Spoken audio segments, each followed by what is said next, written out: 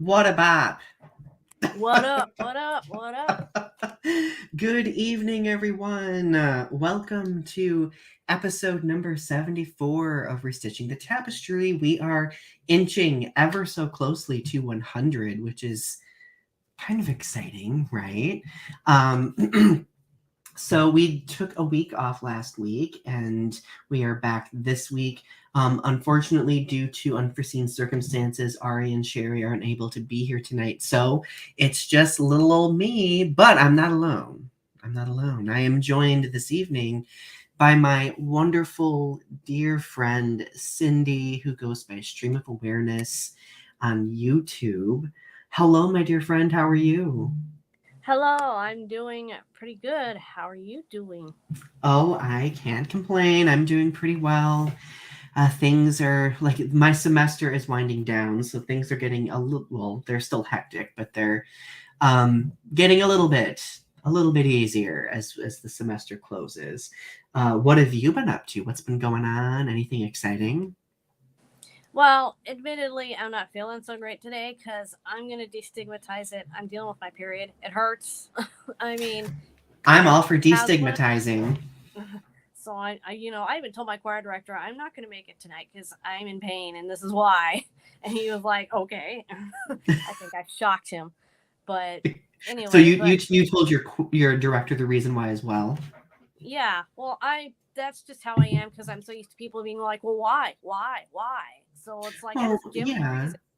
I think that's So good to be. I think it's good to be transparent about that because there are still so many people. When any reference to the menstrual cycle is brought up, they're like, "Oh," it's like, no, like this is a normal human function. Like it should not be shamed or honestly, anything like that. It's no, it's literally human function. it's just kind of messy and grumpy sometimes and a bit painful, but it's just something that we go through once a month. If you have a uterus, anyway, Yeah. not everyone does, but you're not less because you don't have one. But Right. so I've been Well, dealing with I like yeah. regardless, I am glad that you were braving that in order to be here with me because I always take any opportunity to nerd out with you and have conversations with you because we always have like super deep conversations about things. So, Oh, I know. And it's like, I want to be here more than it hurts. So I'm like, medicine is oh, working. So I'm not like flat on my back right now. But that kind of tomorrow makes I'll me be. emotional. Tomorrow Thank I'll you. be all bit right. I just have one day that's really bad and then I'm all right. But it's just, I don't Yeah. control what day is going to be the bad one. So, Well, the body's gonna do what the body's gonna do, right? mm-hmm. So let's see who we have in the chat so far. Arby is here joining us. Hello. Hello. And we have Leo here. Hello, Leo. It's great to see you. Leo says, I'm a cis guy, and even I know periods can be debilitating for people with uteruses. Yes. Yeah, and it really depends on the individual. Like for some people, like they're very, very mild. Some people don't even really feel them as they happen. And then there are others who it's like super duper severe, right? And there are some that they hurt the entire period. I mean, if you have like issues like endometriosis and stuff, which I don't, thank God, but that Mm-hmm. can, you can even eat the wrong thing and it can trigger it. So, because I have a friend that has that, she can't drink wine because it will trigger it. She will just be in pain within half an hour. Oh, So, like, I'd be so, lost without wine. but Oh, really, so I do want to show everybody, like I finally finished my little office setup. I don't know if you can see it. My bookshelves. I have some Godzilla figures. I'm trying to they're point in the so right cute. direction. My Godzilla figures. I have some up on top. I have like my Funko Pops up there. My That's Mothra. so cute. It's really hard to point. Like, what am I doing? My Mothra plush is right there. That's so cute. So, and then of course, as you can see, I have plants everywhere because, well, I'm not gonna experience an office without having a bunch of plants in it. Now let's see You're if my trying to grow Biolante in there. Come on, admit it. I want a real life Biolante. Let's just be honest. You would be your entire yard. Oh, and thank you, Leo. I appreciate you saying that. I will admit it was kind of hard putting together this bookshelf because I basically originally. These are like two bookshelves screwed together, because they're like, this is like the shorter cube one, and I just stacked another one on top because I was like, you know what? I want a lot of bookshelf space because I have a lot of books. Like this is only like a fraction of my books. We also have like bookshelves in our living room with like books and like all that jazz. So You know, me here is in California that tends to shake. I'm looking at the bookshelf in like terror. I'm like, oh my God, I hope that's hooked to the wall. And then I rememred, oh wait, he doesn't live in an earthquake zone. actually, it is hooked to the wall because I'm paranoid. Good. The books will fall, but at least the shelf will not crush you. Exactly. Like, So, for tonight's episode, we wanted to talk about something that's very personal for both of us. And of course, before we get to talking about how bullying trauma lingers into adulthood, I do want to go over our show's mission statement, per the usual. We live in a dynamic society where social media shapes us by creating greater opportunities for connection. It has led to a developing understanding of the adversity many marginalized communities face, the powers causing the adversity, and those who act as bystanders as atrocities take place in real time. Our goal with this show is to make connections and have challenging conversations about social topics, current events, pop culture, and art. Together, let's weave the threads of understanding with what privilege we have in order to learn, educate, and create in a world that's growing. Yeah. So yeah, welcome. Let's see. Leo says, oh, there's a little audio static. Yeah, we've been kind of having a few audio issues. They kind of like fade in and out. We appreciate your patience with that. And Leo says, no praying hands. I know I miss Ari's praying hands, and I miss Sherri's banter. I miss everyone, you know. So let's hope that everything will be back to normal in the span of a few weeks. So, all right, so let's talk about how bullying lingers into adulthood. So, I think we should probably begin by kind of sharing some of our experiences, Cyndi. And by the way, for those of you watching, Cyndi and I have both done a Bullying My Story of Survival series here on YouTube. So if you ever want to like hear about our history overcoming bullying and enduring bullying over the past few decades of our lives, don't hesitate to go listen to them. Just trigger warning though, because some of those videos do talk a lot about some sensitive things. And I do want to provide a content warning for tonight's episode as well, because there might be points where we talk about some very vulnerable stuff with regard to some of the traumas that we experience. So just forewarning you, okay?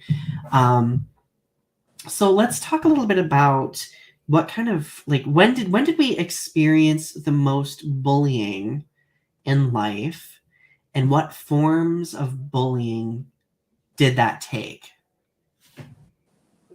gosh, for me, it was my first experience with bullying was in fourth grade because we moved house and I changed schools kind of sort of partway through the year.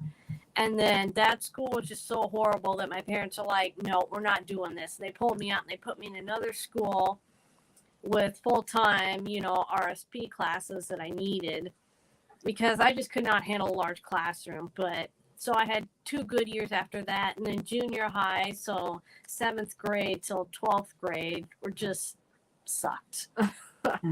Just because for me, part of my autistic profile of who I am is that I did not develop like other kids. I mean, I'm nearly 42 years old and I still have the torso I had when I was about 13 years old. I mean, the only way you can tell that I have completed puberty is number 1, period, which I'm dealing with, and number 2 is that I've got the external signs of puberty, like hair where it's supposed to be and all that. But beyond that, if I wear regular clothes, people mistake me for being anywhere between like 15 and 28. I've never had anybody guess over 30 trying to guess my age. So when I was about, let's see, 7th grade, I was 12. When I was about 12, I looked about 7. Wow. So like when I was in junior high, they would say, "Are you at the right school?" And of course that just blew things up, and I'd get made fun of for how I looked and for how I acted. And like I couldn't wear the clothes that were cool because they didn't fit. So like no matter where I went, I stood out like a sore thumb because I had to wear the little kid clothes. Mm-hmm. And like, and because my mom, she couldn't afford to like make me clothes. Like she could have made me 1 or 2 outfits, but they would have been ruined in like 3 days, I swear. Mm-hmm. But I took a long time to grow and hit my growth spurt, and I went from 4 feet to 5'1", and then that was it. But I was stuck at 4 feet for like 3 years. I was going in and out of doctors trying to figure it out, and it was part of being autistic for me.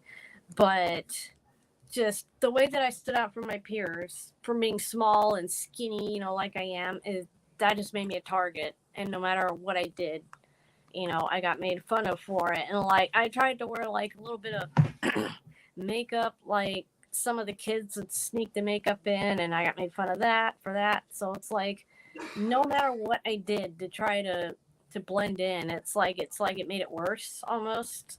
Because it's like, oh, look, she's trying to be normal, but she's too stupid and weird to be normal.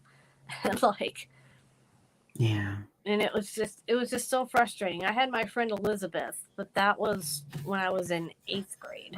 Because I was a grade ahead of my friend Elizabeth. She's who I went and saw when I went over into Vegas in November last year. Oh, so, I'm still jealous that she got to see you. I know. I missed her. We cried. I would have too. Oh my God. Yeah. Whenever I meet you in person for the first time, I'm going to sob. Oh gosh. Like, come here. You're going to pick me up. I am going to sob, and it's going to be a mess. We're going to both be a mess. I swear. But a beautiful mess. I'm going to jump on you so you may be ready to catch. Oh, I will be ready. So before you continue, I do want to say hi to Kaishana. Hello. It's good to see you. And Arby, thank you for the compliment on my background. And Kaishana says, bullying is never okay. I've been made fun of by many who couldn't or didn't care to accept me for me. And I do want to preface this. If anybody in the chat feels comfortable with sharing their bullying, like how their bullying trauma has lingered, and you want us to like share that, you're more than welcome to share it in the chat. Okay. Because we kind of want, like, my goal with this episode was to have this episode be kind of like a mutual cathartic healing episode where we can kind of like freely talk about those experiences that, we've had to endure in the past, So, go ahead. Oh, and I just want to say that if the stuff we're talking about is too much and you need to bail out for a minute or two, that's fine. There's no shame in that. Take care of yourself. 100%. We definitely understand that, like, talking about trauma associated with bullying can be really difficult, So listen at your, disclosure, whatever you feel comfortable with. Okay. Mm-hmm. So Leo says, I feel so privileged. I went to the best private school for students with disabilities. That's good though. Like, I'm glad that you didn't have to have, I'm glad that you experienced few to no bullying experiences. That's a good thing. That is a very good thing. And then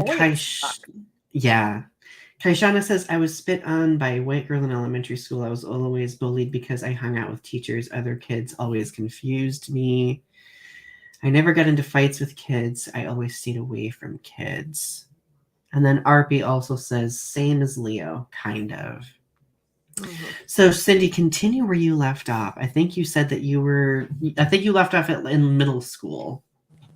Yeah, it's just, I got picked on because I was different, and like, there was this other girl. The first time I heard the word autistic was this girl named Hannah, and I befriended her because, she had a bit more higher support needs, and I'm pretty sure she went through that nasty ABA therapy because, she would start hand flap and she would say quiet hands and put her hands in her lap and look around like really ashamed and like that's terrible.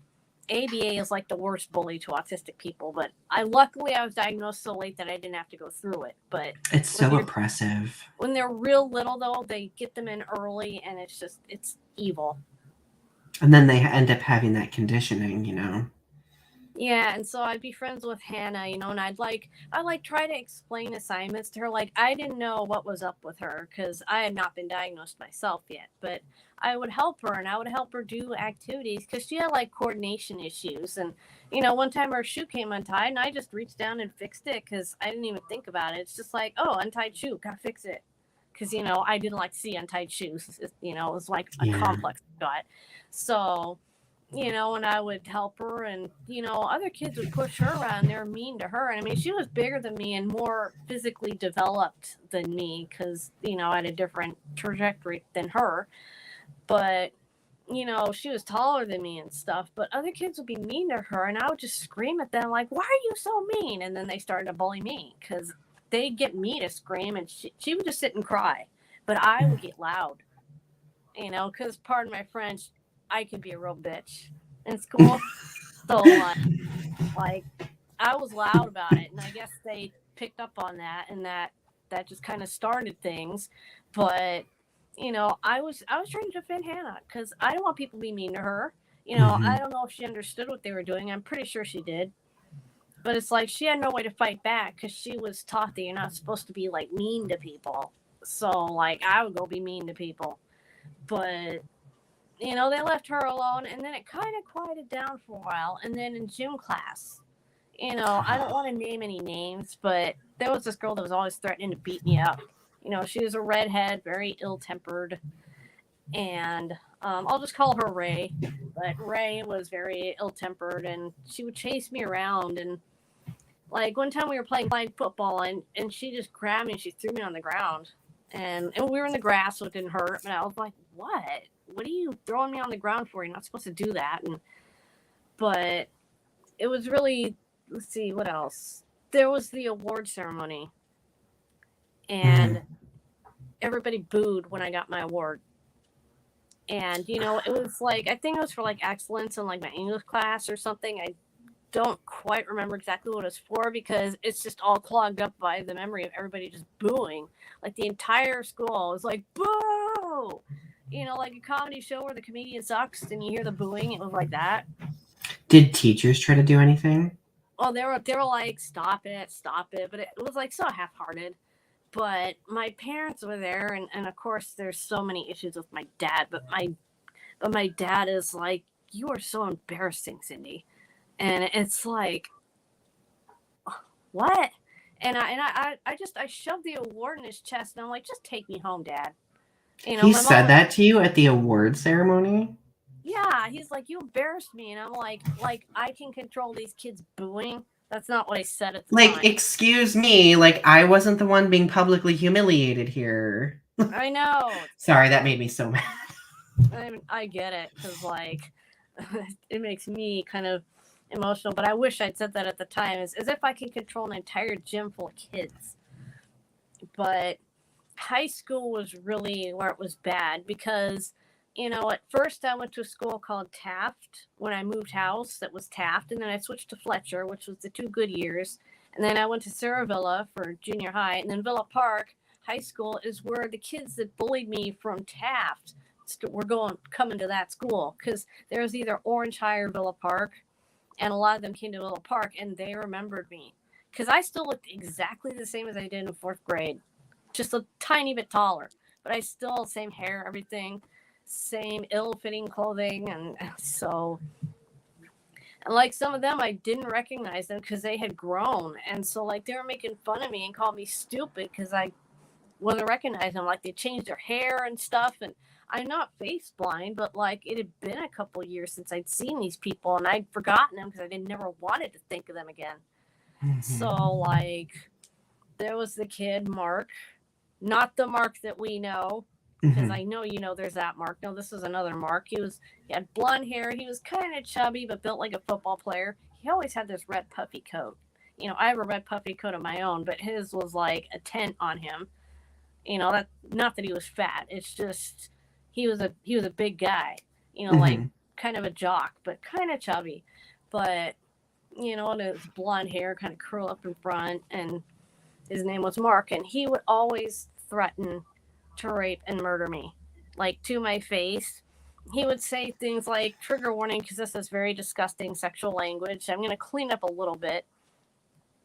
But he'd say things like, I know where you live, and I'm going to come and kill you in front of your parents. And he would show me his pocket knife and say, you know what, I can end your life just by shoving this through your eye.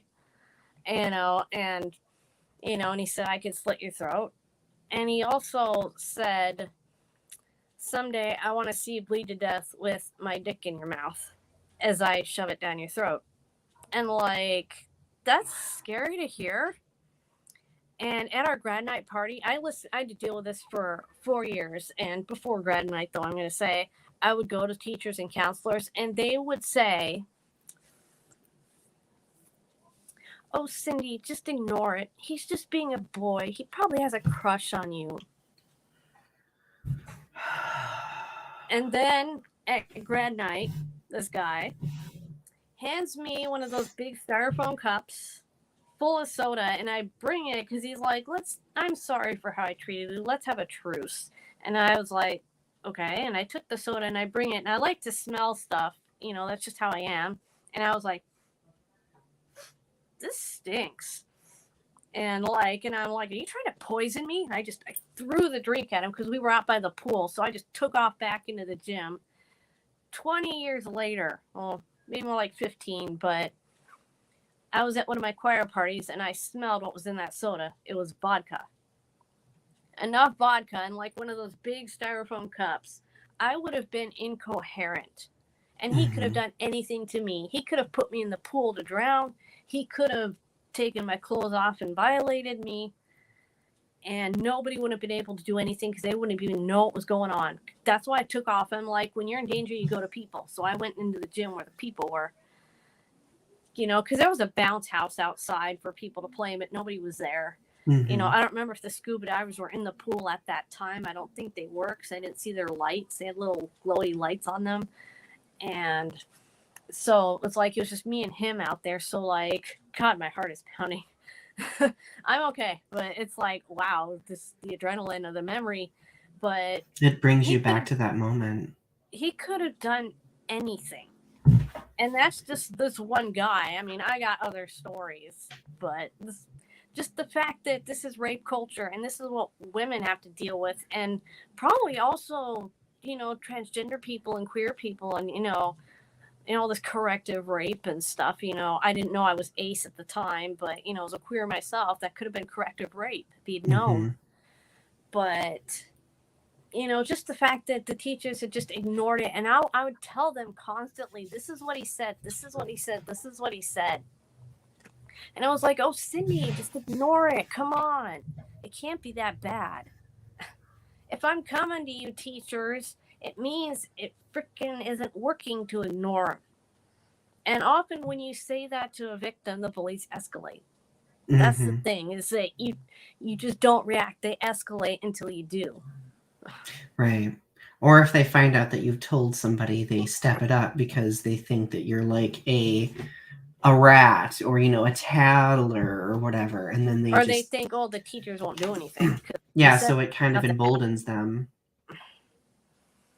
Well, crap. I want to commend your strength for sharing that, because I was aware of that story, but I know that many listeners were not, and I know that it takes a lot. It requires us to place ourselves in a very vulnerable spot in order to recount those types of things. So I want to celebrate your strength, and just know that I'm so glad that you're here and that you got through that person's horrible treatment of you.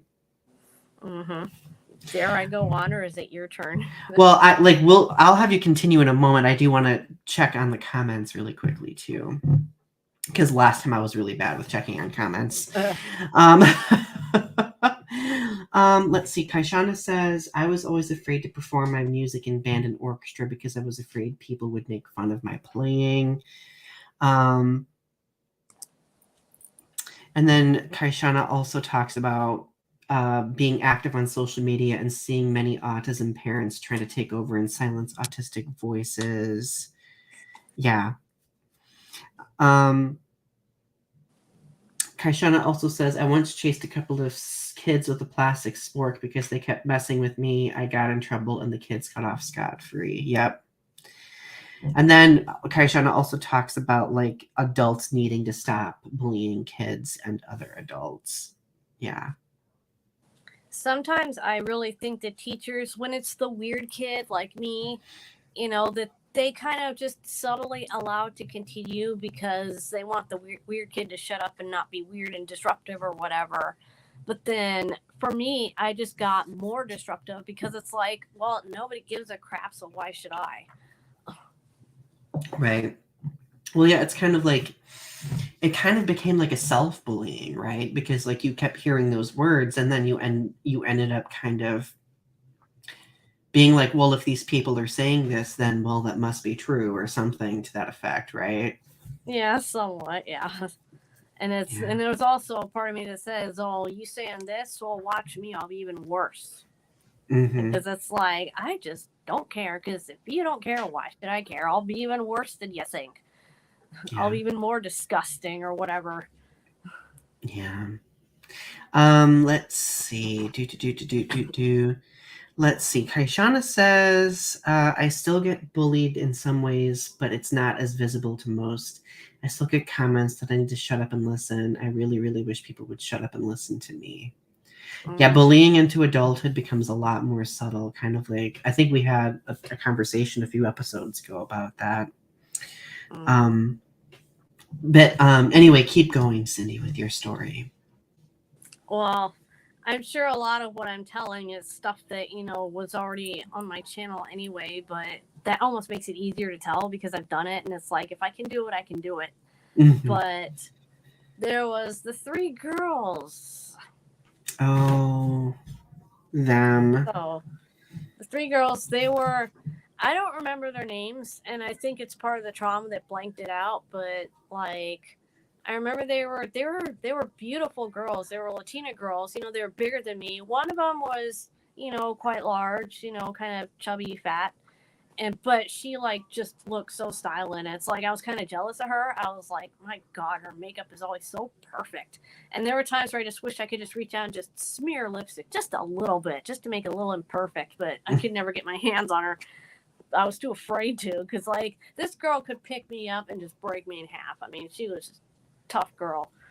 And other 2 friends, they were kind of the tall, skinny girls, and so it was kind of a 2 Laurels and a Hardy kind of a thing. But I had 3 scrapes with these 3 girls. It's almost like 1 scrape for each one, but it was always all them together. They were always in the bathroom smoking and stuff. But I'm not gonna tell the bathroom story yet, because one time I had this silk dress that I got for my birthday, and I was wearing it to school. And I mean, it was real silk. It was the actual thing. These girls threw a salad on me all over the dress, just completely ruined it. Like, it was stained, and like no matter what we did, we couldn't clean it. So like I wore it that one time, and that was the only time I ever wore it, not even for a full day. So, and the teachers didn't want to do anything about it because nobody would come forward, and they didn't want to like go after the entire school over a salad. And maybe I should just calm down about it and just stop making such a big deal about it. And that was the incident number 1. Incident number 2 took place in the bathroom, but it's not that one. Mm-hmm. The second one is they cornered me in the bathroom, and this is really disgusting. So just blood warning. They had their tampons, and we were talking about AIDS in school. So like I was barely learning about it. I knew that it was a bloodborne condition. They had their tampons, and they were like smearing them on me, like on my skin, and like they were trying to put them in my mouth, but I was like, so they couldn't like shove it into my mouth if they were trying to. They were like putting them in my nose and on my eye and in my ear and like just my face and my neck and my bare skin because like sleeveless tops. So they had me covered in their blood and like I couldn't even stick my tongue out of my mouth to lick my lips because it was all over. Like I don't know. I looked like I just walked out of a Marilyn Manson movie or something or music video. Mm. But I washed off in the sink, soap and water. I got soap in my eyes. I remember my eyes just burning from the soap as I was trying to wash off, and I was late to class, and I went to the teacher and I said why, and they're like, "Oh, come on, they wouldn't really do that, would they?" And she's like, "Sit down, Cyndi." And just That angers me so much. Like, I know. Apparently, they were nice girls. Nice, sure, my ass. wow. Ugh. You ready? That's terrible. Do I dare tell the third one? If you feel comfortable, I go for it, honey. Okay, the third one. This was the event that led to me attempting suicide. Just so trigger warning. But I had before this happened, I had complained a lot about the bullying at school. And like one night when I was doing my homework, I was talking about it and I was complaining about it. And I was doing the math homework and I got distracted because I was talking about, these girls and like tampons and food and just being insulted every day. And I was just like, God, I'm just so tired of school. Can I just stay home? And my dad is like, Cyndi, what did you do to make these girls start teasing you? Huh? What did you do? Because you had to have done something. And it's like, okay, I wish I told him, well, gee, Dad, I exist. That's all I do. I exist and I breathe. That's why they make fun of me. But because he assumed that because I was a mouthy kid that I must have said something that got him started. And no, they just decided one day that I was the weird kid and they were going to push me around. And so they did. I didn't say or do anything to them. I just walked past them one day and I just looked at them. And it's like, if that's my fault somehow, really. So so a lot of the incidents that happened after that went unreported because I figured, well, nobody does anything, so I'm just not going to tell anymore. So this incident went completely unreported. I didn't tell anybody about it. So these girls, I went to the restroom. I think it was like at the end of school, like I snuck out of my class because I really had to go to the bathroom and I wanted to dawdle around and waste some time till the end of school. So I went to the bathroom and like I said, class had not finished. So school was still technically in session. So I went to the bathroom and the girls, they were in there smoking, but they didn't see me, but I heard them talking and I smelled it. So I just went into the stall real quick.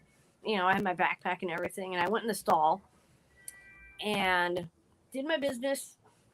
And I waited for it to get quiet. And I thought they'd left.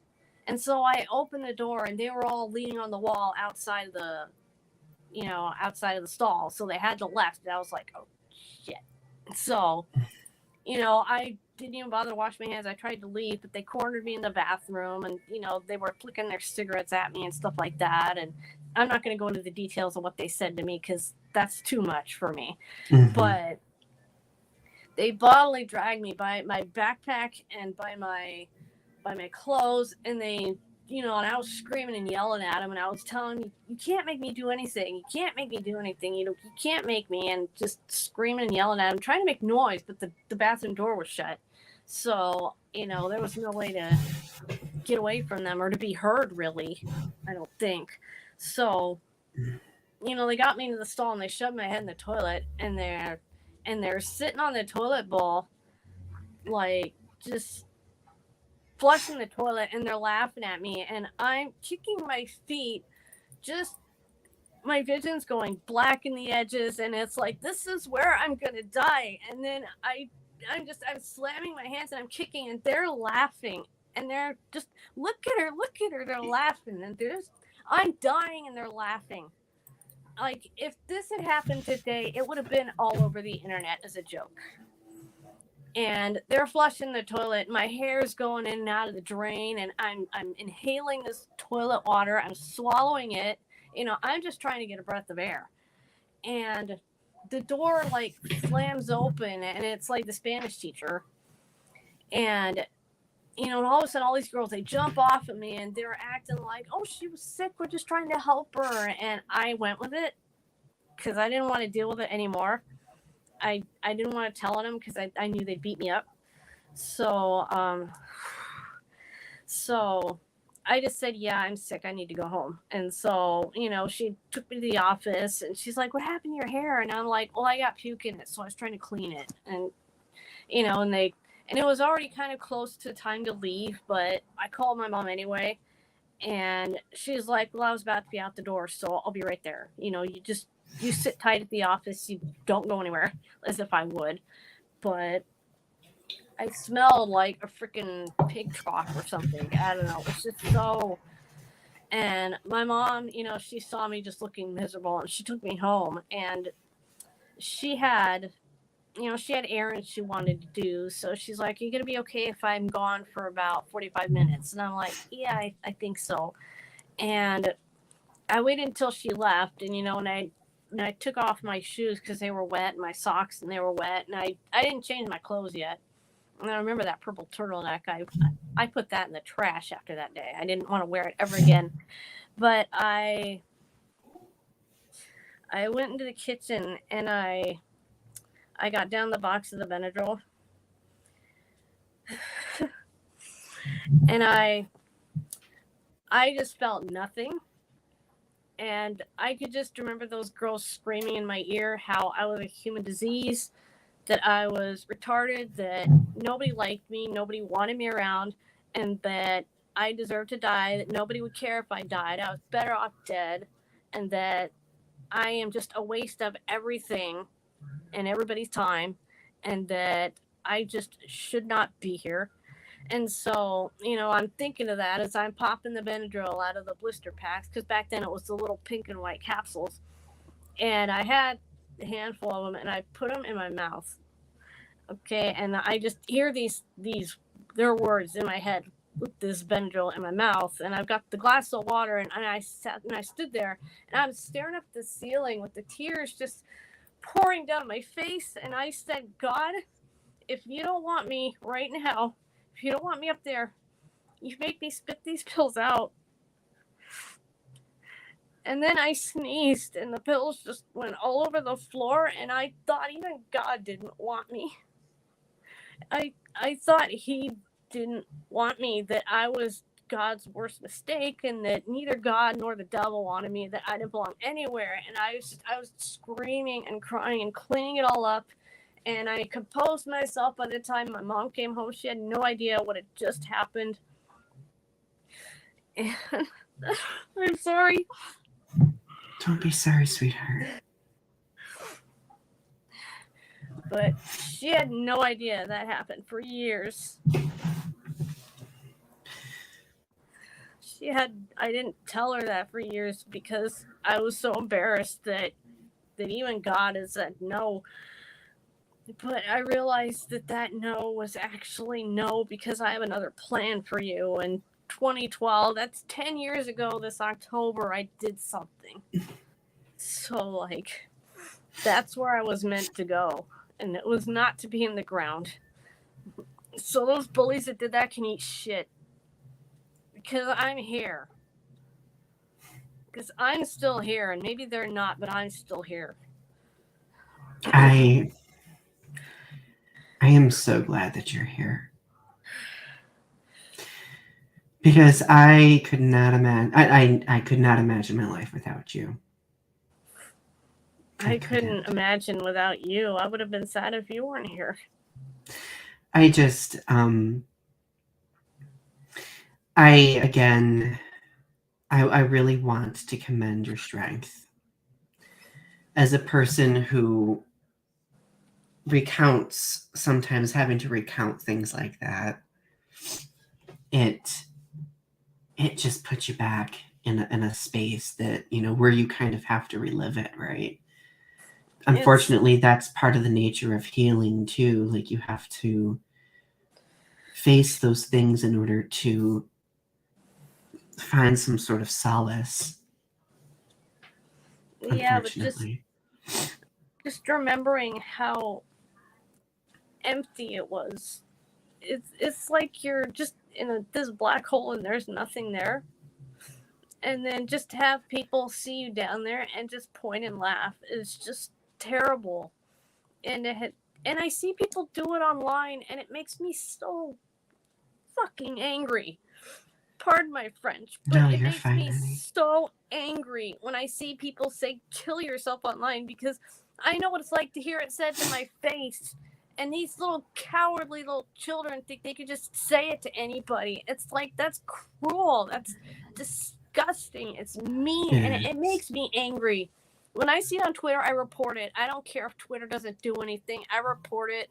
Because if they do it again, sometimes if you've done it enough times, they do something. But it's not a joke. Now, those words are not a joke. And I wish people would stop making them into one, because they hurt. Right. Even when it's not directed at me, it hurts, and it makes me angry. And I just wish I could just turn into Godzilla and just yell at them and scare them until they stop doing it, because I don't want to hurt them, but I would love to scare them so bad that they stop doing it, to be honest. I feel the exact same way. I really I focused in on when you said, when you talked about public humiliation, because that's one that really got me when I was a kid. I've been trying to think about like specific examples to reference here. I do talk about public humiliation a bit in my my bullying series, but I would have to say that for me, the public humiliation bullying started when I was a freshman in high school. There is my band camp story, which I'm sure some of you are aware of based on my prior videos. Being in an all guys dorm, it was kind of hell on earth. I remember barely getting any sleep because the guys were just, being rowdy, and I remember the next day, we had dorm inspections, and they wanted to play a prank on the counselors who were doing the dorm inspection. So they were making everybody shove towels down their pants to make it look like they were well endowed, let's just say. And I refused to do it because I thought it was stupid, and I thought it was embarrassing, and I didn't want to do it. Well, they started hollering at me, calling me names, calling me gay slurs, and I still refused. Then they took my instrument and threw it on the floor. So I panicked, and I left the dorm. And as I was leaving, two guys grabbed me and tried to like force me back in. And I don't know how, because I was very, very small. I managed to kind of like shake myself loose. I ran to the chapel on the campground and just sobbed until the counselor found me, and I went home. But I remember part of what really lingered with me was the fact that I was publicly humiliated in some way. Because at that point, all the guys, they thought that I was like this stupid, weak, annoying, what was like one word they used to call me was prissy, like kind of person. And another, like, it kind of continued throughout high school, especially when I was forced to, we were forced to take swimming classes and gym classes.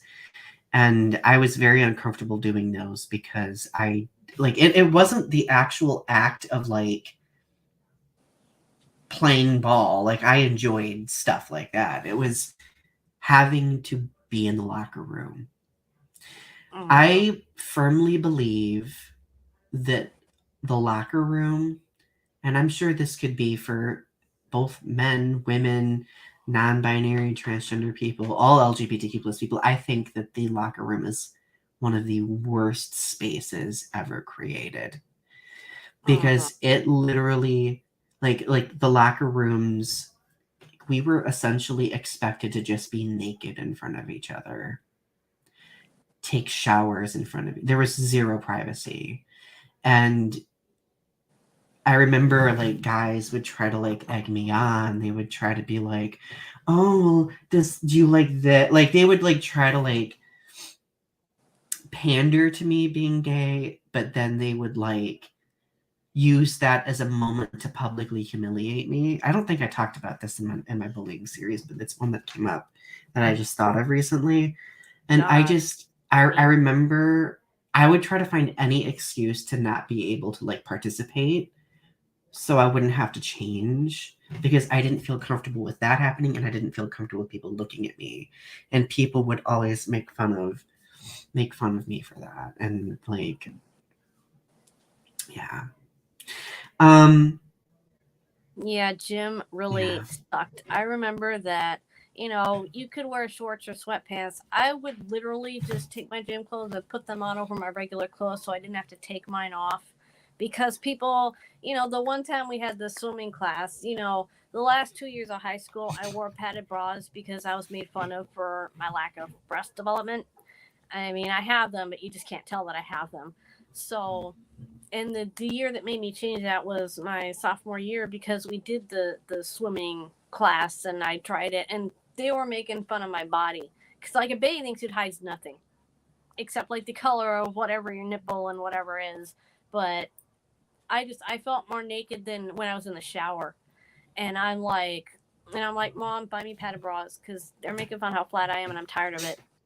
Mm-hmm. And so I wouldn't change in gym class. I would just put gym clothes over it, and I wouldn't really get in trouble for it. But teacher's like, you shouldn't do that. Your regular clothes are going to get all gross. And I'm like, I'm not taking my clothes off. I'm sorry.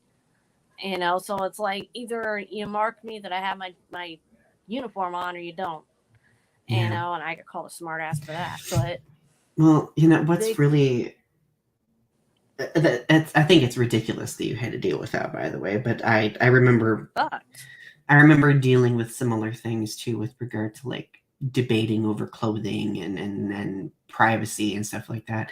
What really interests, well, it's not interesting, but what I find interesting is how that kind of trauma has lingered with me into adulthood, because to this day, like I get so insecure, like going to a pool party or going swimming at a lake. Like and then I because it's expected of men to take off their shirt, like I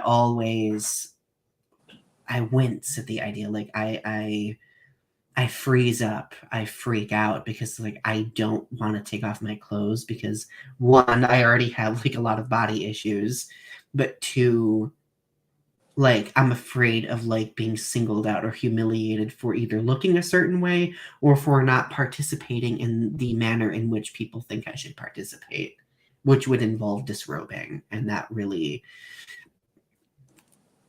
think that societally we need to like kind of like unlearn like this expectation of like men disrobing themselves and people not having privacy.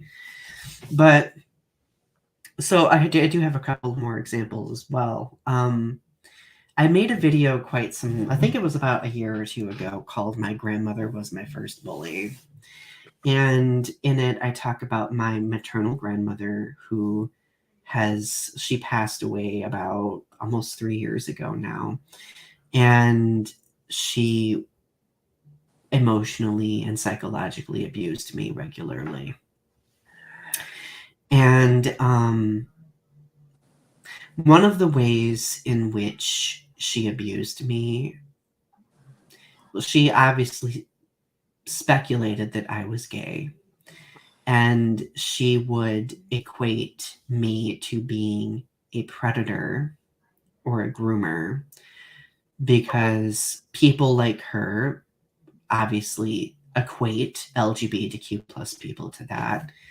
Amazing how we circled back to that today now. Like, jeez. Yeah, I'm actually glad that you mentioned that, because I'm going to mention another example that happened like a week or two ago that really just, it took me a day to get through it. But I remember, like, she would pick me up from school, my brother and I, and she would just sit there and scream at me and scream at me and tell me that I was destined to die, that I was going to hell, that I was an abomination.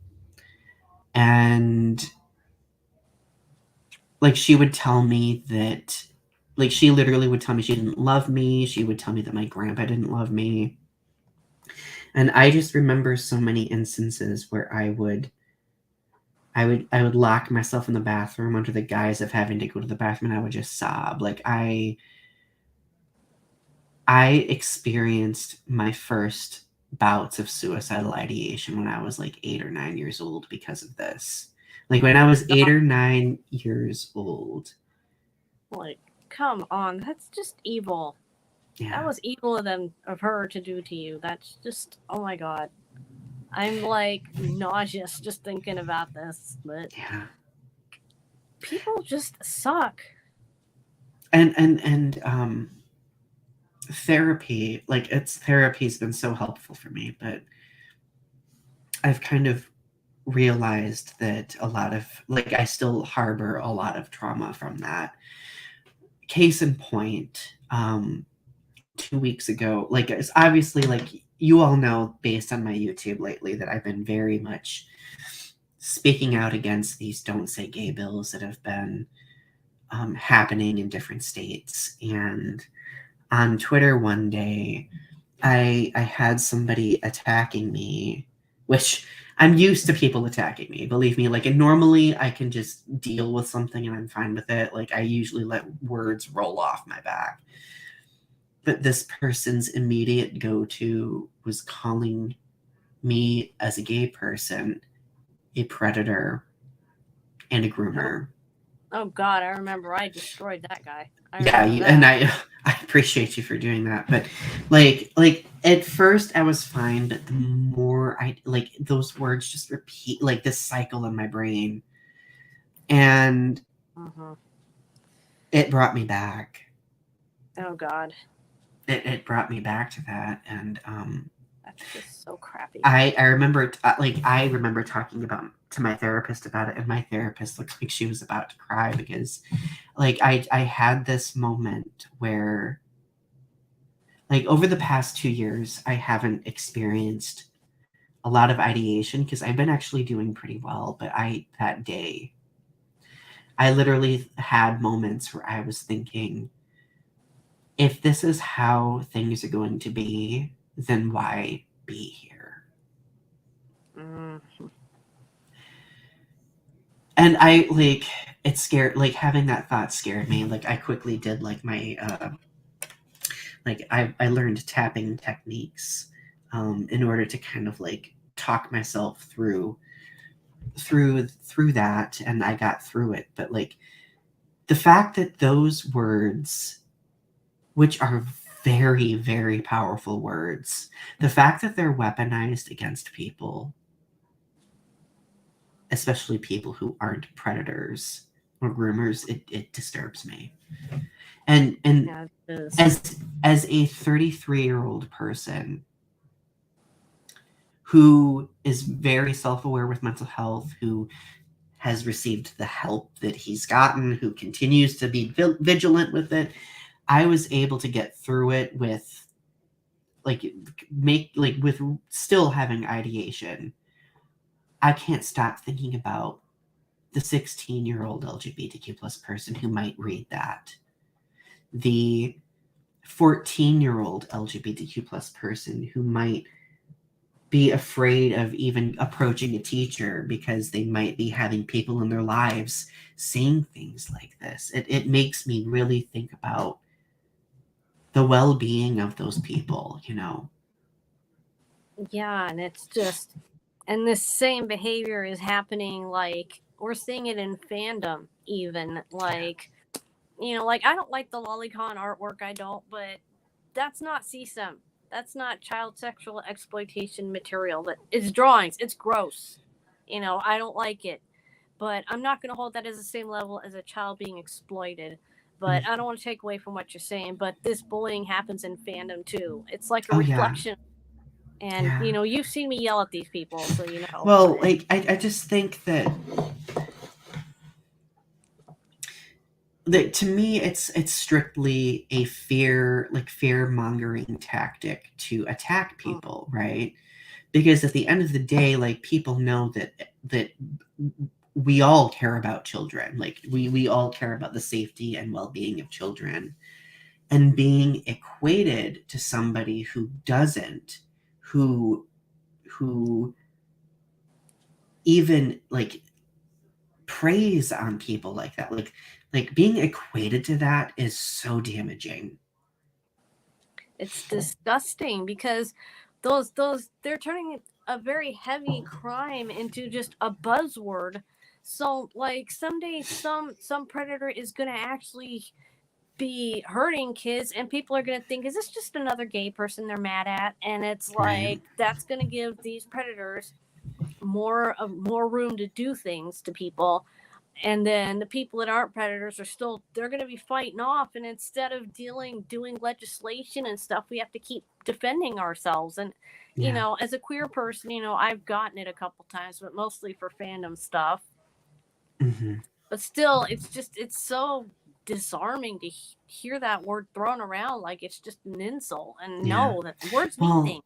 And the fact that the LGBTQ plus community has a history of being labeled and equated to deviants and predators, like that itself speaks loudly. The fact that it's so rooted historically in the rhetoric used against these communities, right?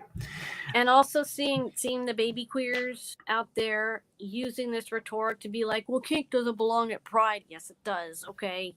I made a rant video about this, so I'm not going to go into it, but like, you do not stand on the backs of people who lost people to AIDS and just crap on their legacy. You don't do that. I will get pissed about that. Because I came from that generation where people were dying of AIDS. Luckily, I never saw anybody or knew anybody that did. But there's so many people. We lost entire generations to that disease. Yeah. And it should not be trivialized. No, it shouldn't. Go ahead. I'm saying now we're doing something with COVID. COVID has already killed, I think, more people than AIDS. I think. I could be wrong, but and it only did it in a couple years, whereas AIDS took decades to get to the number it's at. But it's just, I came from a generation that survived AIDS, and to have them just treated like dirt just pisses me off. But I don't want to go there because that's not. No. I completely agree with you. So I do want to touch on the comments because people have been commenting as well. So going back to when you were sharing your experiences, Cyndi, Leo says that's okay. It's completely understandable an understandable thing to feel emotional about. I'm glad Cyndi's here as a bullying survivor. I'm glad you were here too, Cyndi. Blue Ravenfire, it's good to see you, by the way. Yeah.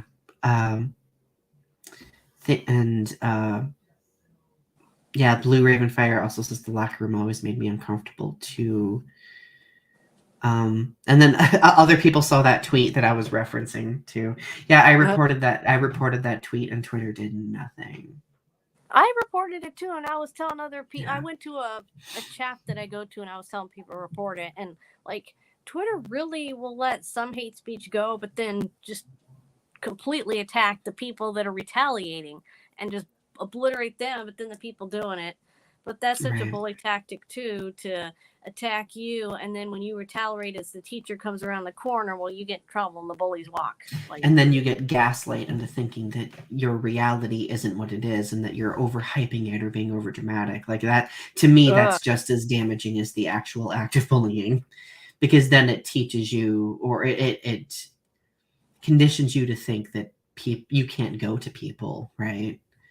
So let's talk a little bit about, like, I'm okay if we go over an hour a little bit. Are you okay if we go over an hour a little bit? Yeah, because I do have a public humiliation thing to talk about too, to mention, Yeah, go for it. but we all know about it though. It's the choir class, Oh, where I was trying to yes. try out for a Broadway solo for my choir's Broadway concert, and my teacher would not let me prepare. Let's just put it this way. She made preparing difficult, so I never got the recording that I needed so that I could practice properly. So when I went to do my audition, it looked like one of those bad American Idol ones that they used to do, where they used to like just sensationalize really bad acts, and it Mhm. it ended up like that, and I just left crying, just completely humiliated, and the teacher was so unsympathetic about it. But and for a long time I hated my voice. I felt like my voice didn't matter, but one time I was singing and Donnie, you started gushing about it, and I was like, is he pulling my leg?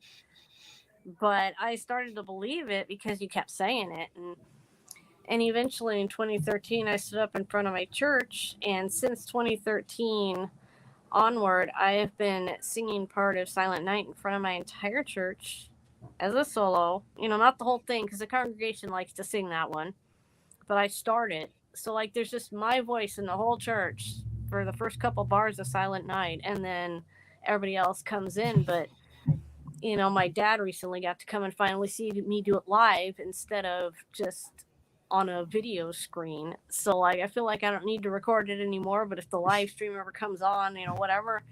But and then I reclaimed that song on my YouTube channel as a song cover. I did the Barbara Streisand version, which that was the recording I had to work with, and it was completely different from the way it was arranged in the music book. So like it sounded completely wrong.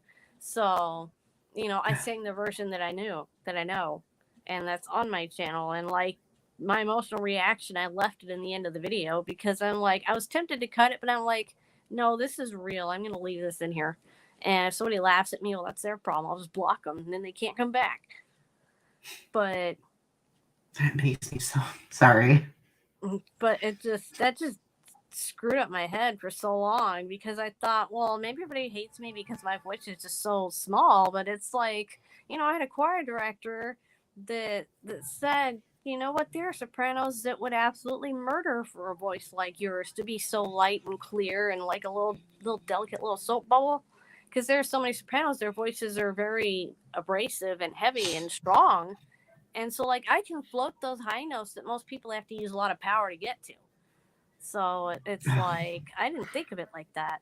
I So I so understand the public humiliation of voice. Like oh my god. Um yours is soothing. I don't know why people make fun of your voice. It's so sweet. I love the they sound. they don't really anymore. It was like mostly a high school, early college thing, but I know, like, that singing is something that I love very much, but I don't do it because I'm very insecure about it. It's something I'm still working on. But like I'm really I'm honored that I could help encourage you at a time when you needed it. When it Well, came to your outlet, because there is nothing worse than bullying trauma that lingers, inhibiting a creative outlet, because it almost feels like it's preventing you from breathing, right? Because it's such an instrumental part of you, no pun intended. yeah, but it's like, but you are a big part of me standing in front of my church there, and it's like if we never met, I wouldn't have done that. So like, thank you, and I love you. I love you too, honey. Well, had I not met you, I wouldn't even be here. So yeah, like, I don't know, like, I know I may have mentioned this before to a lot of you, but Cyndi was there for me when I first came out. It's like one of the first few people, first person actually, to know about that. So, like, and the fact that you were able to be there for me and be a safe place for me when I didn't have any other safe places. Like that was so astronomically important. So Well, never forget that. I'm glad I could be there because I know you were scared.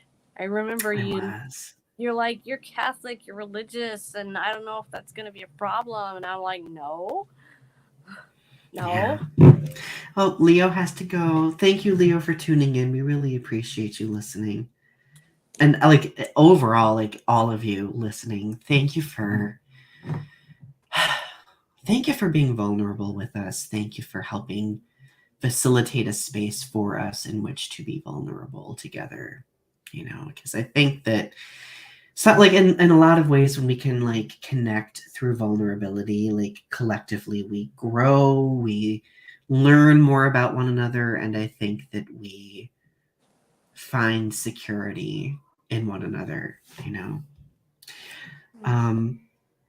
RP says, Donny, you helped me a lot when Chester took his life. I'm glad I could. That was a really rough time, but I'm glad I could help. What were you about to say, Cyndi? Oh, I was going to say, when we're close to ending this, is it okay if I read what God pushed me here to do? When he said no that horrible day, because I have the words with me. So, like. Yes, please do, honey. We'll do that toward the end here. I want to at least answer a couple more questions. So like we have two final questions that really focus on like, because we've talked about how bullying lingers for us a bit to this day. Was there any other lingering thing that you wanted to mention is about that, like about how is there any other form of bullying that lingers for you, trauma, or do you think we covered it? Well, just for me, there's just a lot of anxiety, and like a lot of times, some of the bullying would be I would make a mistake and I would try to pretend that it didn't happen, but they would be like, ha ha ha ha, and they would blow it up so that everybody knew that this little thing had happened, and then also because I was a klutzy kid and I'm still kind of a klutzy adult, so I never grew out of it, but coordination issues come with autism. But like if I would walk through a door and like sometimes my shoulder hits the side of the door because I just don't have the sense of where my body is in space. And like my dad will point that out, like, well, can't you get through a damn door, Cyndi? And it's like, or I'll hit the doorknob with my hand as I'm going by, I just by accident, and and he'll comment on it, and it's like, so when I make a mistake or I do something accidental, like that, like knock something over or something, I will be the first one to yell about it. So it's like, okay, I've yelled, so nobody else has to. But then people are like, "What are you getting so mad about? You just knocked it over. It's okay."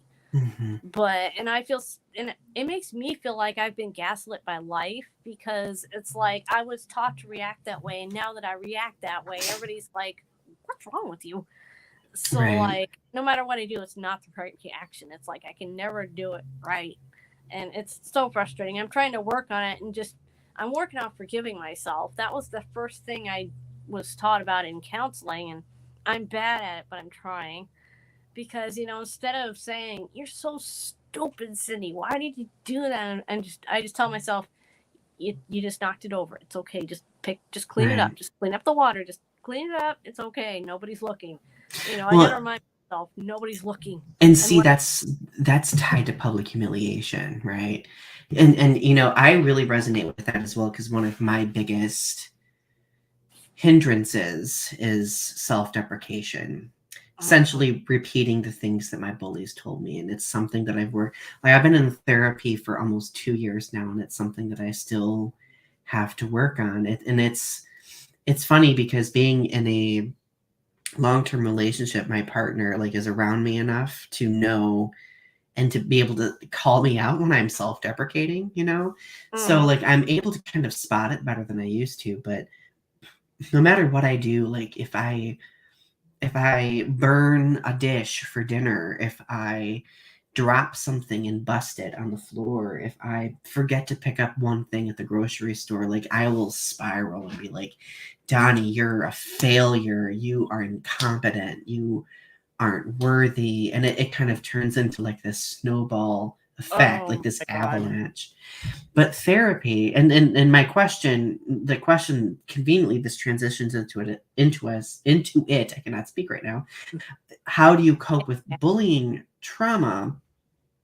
One way for me has been therapy.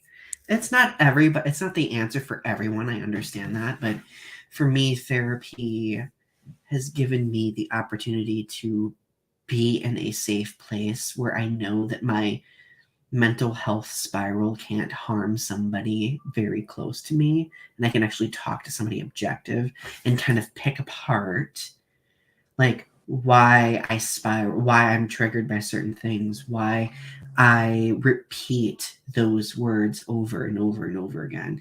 It's a work in progress. It's something that I have to be vigilant about, but Are there any coping mechanisms that you have? Well, for me, I had the counseling, but it kind of transitioned into talking about my bullying, but a lot of it is just, I'm going to say it, and if he's watching, I don't give a crap. But my dad has been my biggest bully, my biggest emotional abuser. And he never thinks he did anything wrong. Because when I laid out all the crap he did that hurt me, he's like, well, you were a difficult child. I had to be hard on you. So, that just goes to show he didn't care. And his dad was a drunk that treated his mom, my grandma, terribly. And he learned that. And instead of maybe unlearning that and examining why it was toxic, he just continued it.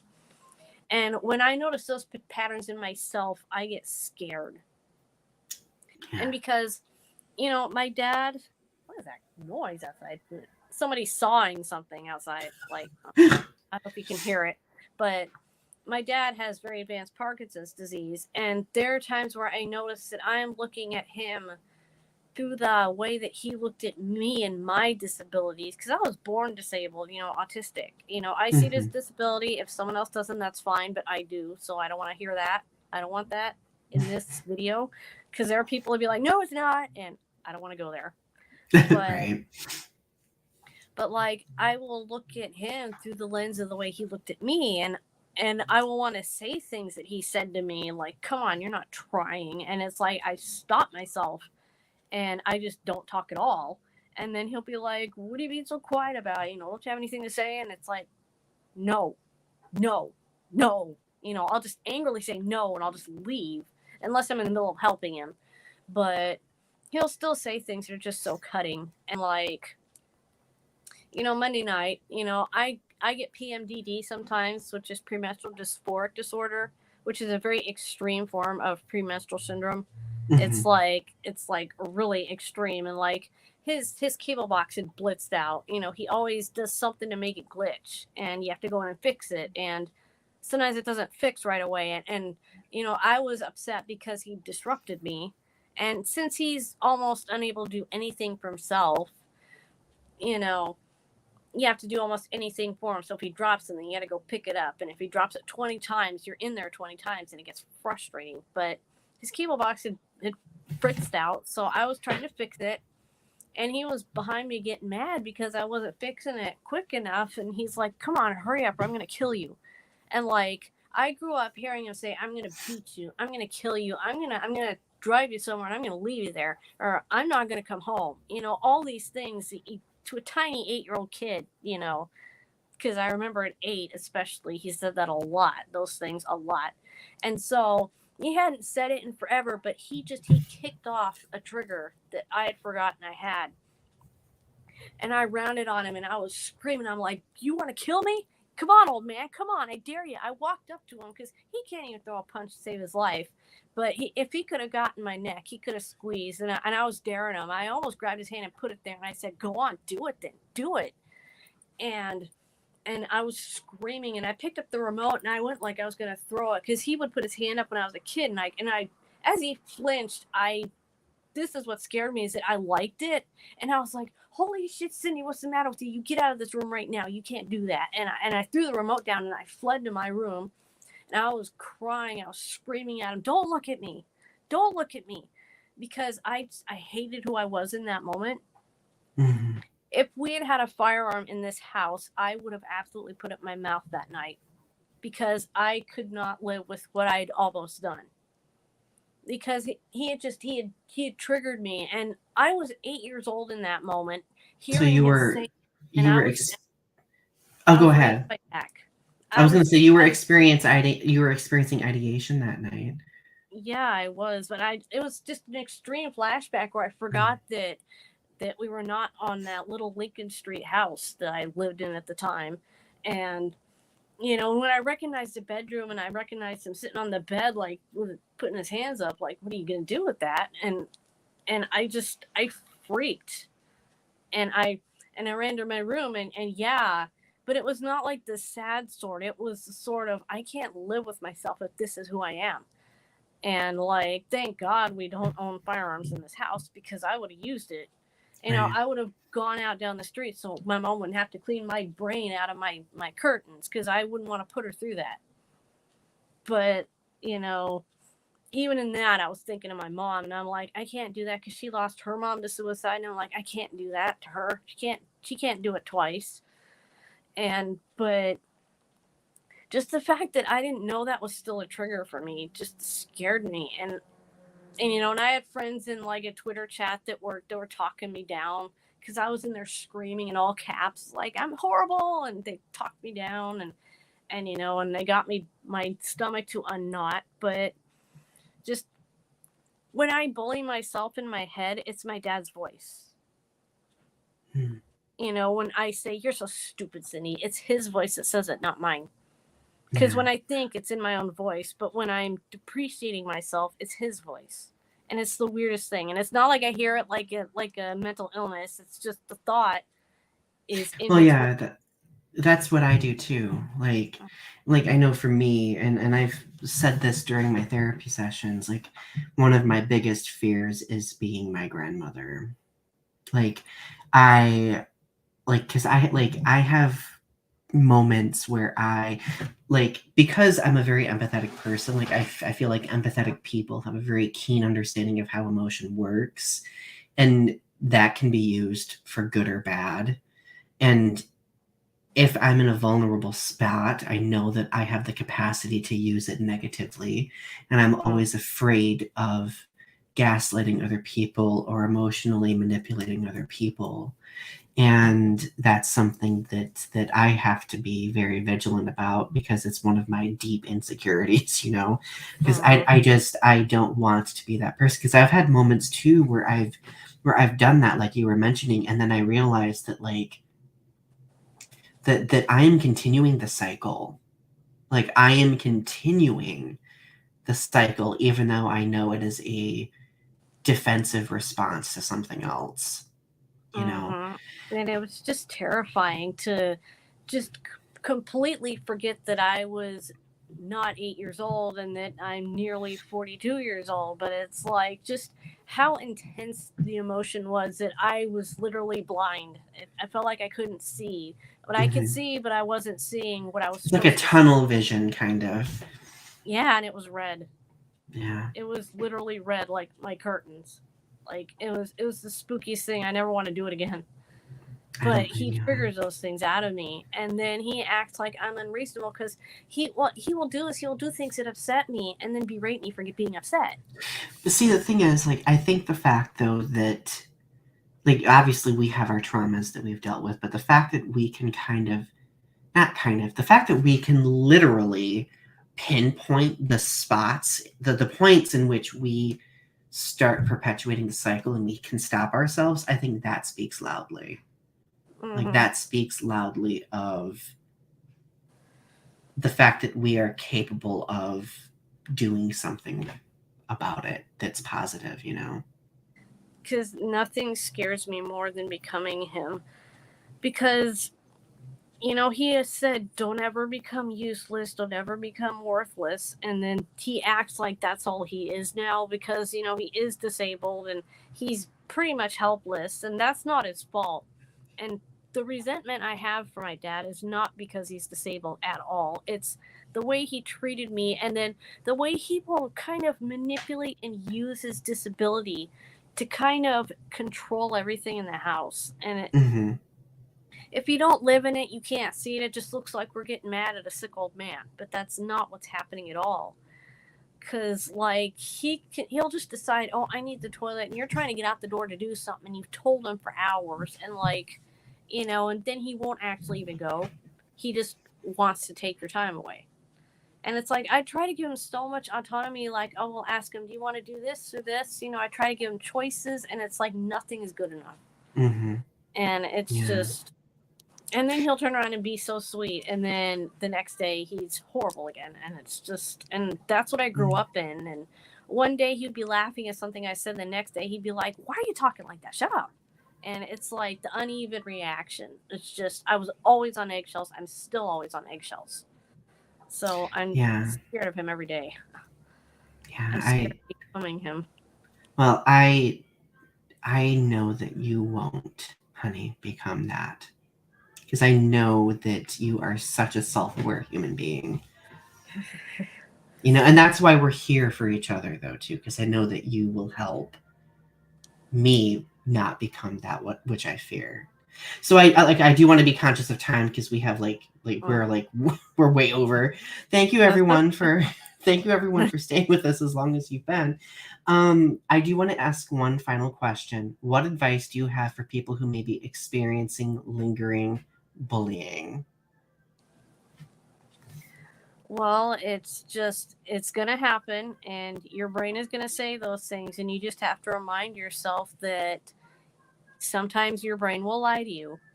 And when you hear the things your bullies said, that just remind yourself that is a lie. And if you mess up in your life, if you make mistakes, or you do something, or you're clumsy or something, just try to forgive yourself. And being bullied was not your fault. I don't care what happened or what started it. It's not your fault, because destroying another human being should never be a response to somebody just being weird or something, or being autistic. And do I dare read the message now? Do I dare read it? Yes. Okay, this is why God did not want me to swallow those pills. So listen very close to what I have to say. This is a message to anyone who is being bullied right now. It doesn't matter if it's online or in real life. This is for you.